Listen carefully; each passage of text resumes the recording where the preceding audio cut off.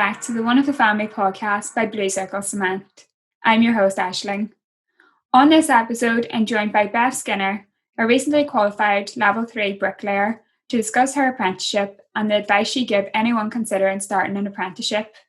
We really hope you enjoy the episode and don't forget to leave us a review. Hi Beth, how are you?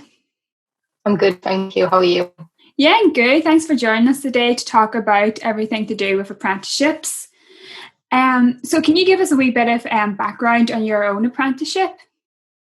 Well, my bricklaying apprenticeship came to an end in October time and I started it in September 2017. So it's 3 years long and I'm a bricklayer for people that maybe didn't know. But yeah, basically 3 years long. Started from the very beginning, not having any skills at all, no knowledge of bricklaying. And just slowly worked up, going to college 1 day a week and then on site 4 days and just slowly built up that way. Yeah, why did you decide to do an apprenticeship? I decided to do an apprenticeship because I like the idea of learning and working at the same time. I didn't want to spend 3 years at college and then go out onto site or whatever I decided to do. And I like the idea of not having any debt because obviously going to uni, you build up a lot of debt and I didn't want that for myself. And I saw that you could work with someone that has years and years of experience. You don't have the cost of what the traditional avenues are for most people. And I just thought it'd be brilliant for me to be hands-on and, do a different route to most people. Yeah, what attracted you to bricklaying then?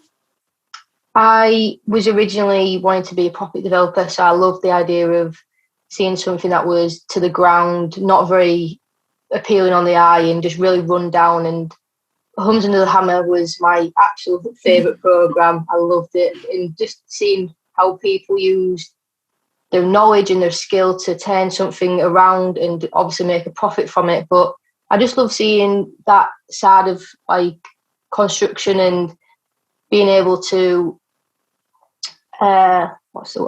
just build on something that maybe not a lot of people could see, like a diamond in the rough kind of. People don't often see the beauty in a building or something that's run down, but whereas me, I did. And being a bricklayer and being able to do that maybe on a different side of things, I don't necessarily build something that from, not very good to good. I build something from scratch, but the end product's still the same. It's still someone's home. They get to make memories in that. And again, it's just that sort of idea. Mm-hmm. So you said your apprenticeship was 3 years, isn't it? Yeah. Yeah. And how was that split between being on site and being in college? I was at college for 1 day a week. I did half the day theory, half the day practical. So doing test models, learning different skills with bricklaying. So it's not just you're at college and learning the theory side. You do get to mix it up a little bit. And then obviously the other 4 days I was out on site with the gang I work with and just doing all that kind of stuff on site, really. What did your apprenticeship consist of? So whenever you were on site? So at the very beginning, I was just doing the bare minimum and the basics. So Gary, who I worked with originally, would get me learning how to spread. He said, if you can't get the gob or mortar on and off the trowel, you can't lay bricks. So it was very much you have to realise you're starting at the very beginning, which everyone does. And it was a brilliant starter for me, not just being overwhelmed by going and doing jobs and being thrown into the deep end. It was very much being able to pick up tiny little skills and progress on them and then move up further and further. And then when I did move up further, I was going from building things that was going to come down to building things that stayed up, thankfully. And then just being able to step back and know that I've built a corner on my own. And to a bricklayer, that's maybe not something big, but being able to build a corner that's staying there and then progressing onto that, you've built a full gable, and then at the end, you've built a full house. So it's just that sort of progression and realisation of what something small can achieve. Mm-hmm. Yeah, seeing it from start to finish. Mm-hmm. So you mentioned you worked alongside Gary. So how did you find your employer? Well, when I was at college, they sort of reached out to companies for students. So again, I've been very lucky my entire apprenticeship journey. With my first apprenticeship, the company was found for me through college. and then again when I went on to bricklaying. So I'm very fortunate with that, because not a lot of people are lucky like that, and I think that's a problem that sort of needs working on, because if you're fresh out of school, it's a little bit difficult to know where to go and what sort of resources are out there to try and go down different avenues. So I think, yeah, for me, I was very lucky, fortunately. Yeah. And how did you find out about apprenticeships? Was it your research, or was it the college helped? No, it was in school. It was sort of mentioned about, and it was quite new, apprenticeships, when I was like looking into them and stuff. And it was just the thing that was sold to us as like young people was the earn while you learn. So you're not just at college, and I think it was more like advertised to the people that maybe didn't like school and didn't like that sort of environment. So it was like the idea of, I can earn money and learn something I want to by not having to be in a classroom all the time. So that was the main appeal, I think. Yeah. What's been like the most valuable experience that you thought from your apprenticeship? I think it has to be working with the people you do.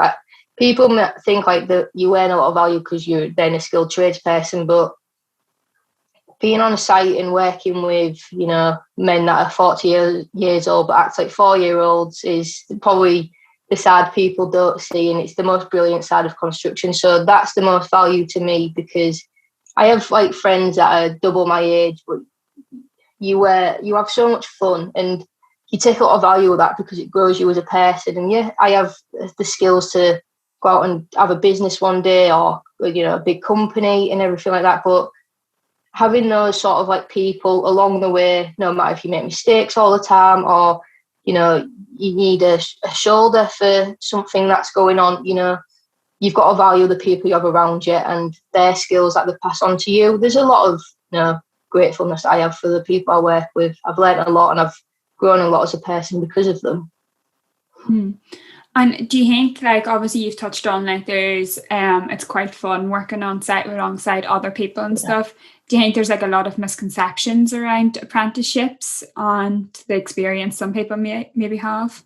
Yeah, I think you can't, obviously, some people do have a harder time than others, and obviously I know a lot of women, but as well, and men, obviously you can't, people have different experiences, you meet different people, but it's not always bad. And if it is, like, I've been in situations where it's not been the best and I've sort of put up with it and got through it, and I thought maybe I should have got out sooner and moved sooner, but it's not the be all and end all. If you're not happy with a certain gang, you might not be gelling well. People don't always get along, in any industry, never mind construction. So you just have to maybe just don't like put up with it, kind of. If you're not happy with where you are, move on.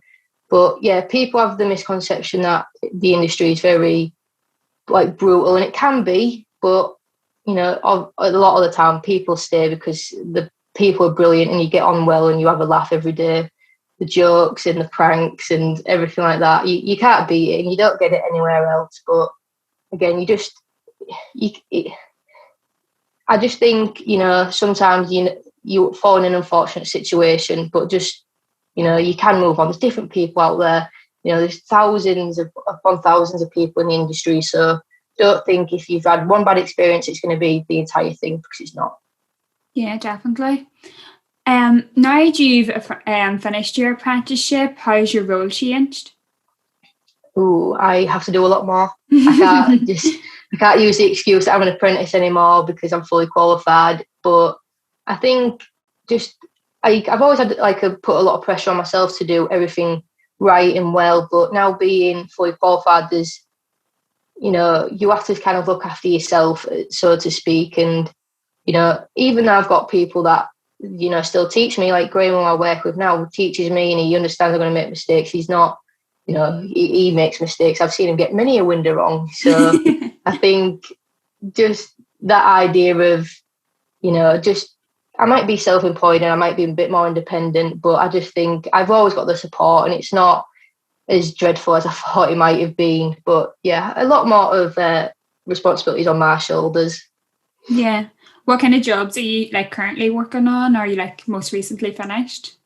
Just general house building. It's just, with working on site, you kind of just doing the same thing but different on different days. So, you might be doing a roof, well, top out we call it, one time, and then you might be doing from the very beginning. So you do the same thing over and over, but it's different days. So it's a little bit repetitive, but it comes with the nature of house building, unfortunately. Yeah. And do you think you learned a lot of your skills from on-site and also your college? Yeah, massively. You can't be a bricklayer in college. I've always said it, you can pick up the basic skills, obviously, but being on site, that's when you learn how to problem solve, and you have to experience it with yourself and think, well, I might have had this in college, but this doesn't relate to how it is on site. So you have that balance of learning the skill at college and being creative, but then on site you have the problem solving, realizing this is real life. So whatever you do stays in someone's home. So you have the pressure and responsibility there. So it's just a good balance, I'd say. Yeah. What would you give advice to anyone that's maybe apprehensive about maybe doing an apprenticeship, but also about joining a trade? I can fully understand why you would be a little bit nervous, like me when I was 16. Obviously, I was the only female, in going for an interview or in a classroom at college full of boys. It is, it's intimidating for the best of us. But being young, you have to just think of the bigger picture, and you're not the only one feeling like that. I might be the only woman, but you can guarantee there's some young lads thinking I'm in a room full of a load of other men, and it can be quite a nervous sort of thing, and especially going on site as well with people that are a lot older, more experienced. You worry that they think you're going to be rubbish, but that's not the question at all, because they understand, you're not coming on site and, you've been doing it 10 years. They're not going to expect you to be able to wall in with them straight away. So it's just, I think it's the own pressure that people put on themselves, but bricklayers or whoever you're working with don't expect anything out of you. If you just turn up every day and, just getting tools from the van, that's good enough for them. It's just showing the willing that you want to be there, even if you're not really doing very much. Mm-hmm, definitely. And you also share a lot of videos on your YouTube. Kind of, you started doing ones showing your day working and stuff. Is that something you really enjoy sharing?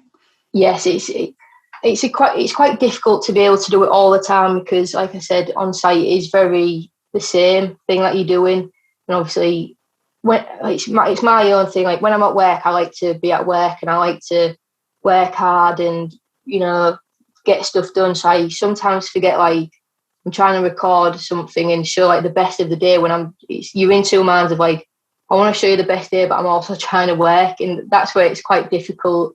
Obviously, the weather doesn't help, but I do love it, and I wish I was just a little bit better at it to be able to really show across how brilliant of an industry it is and how fun bricklaying is and the people you work with. But I hope to get on back with it soon. I'm due to move out again, so hopefully when all that falls into place, there'll be a lot more videos coming. I hope there will be, but just when it'll be is the question. Yeah.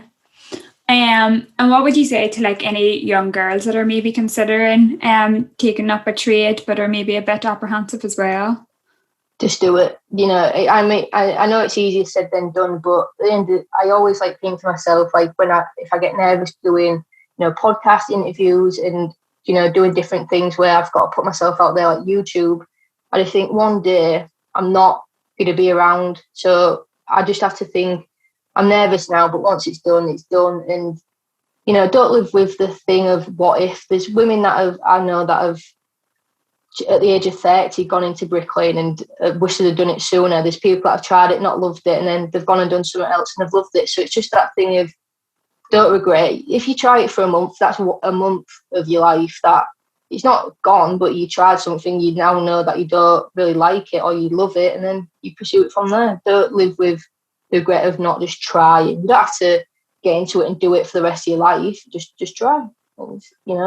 It benefits you. Yeah, definitely.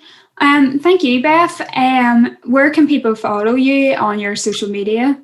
On Instagram, it's just Beth Skinner with an underscore, and then YouTube, I wouldn't know what you'd have to type in, but just Beth Skinner Bricklayer maybe. Yeah, you might find you somewhere. That's perfect. Thank you, Beth. Thank you very much. I've enjoyed it very much. To help support the next generation of tradespeople, Blue Circle Cement has developed a free e-learning portal.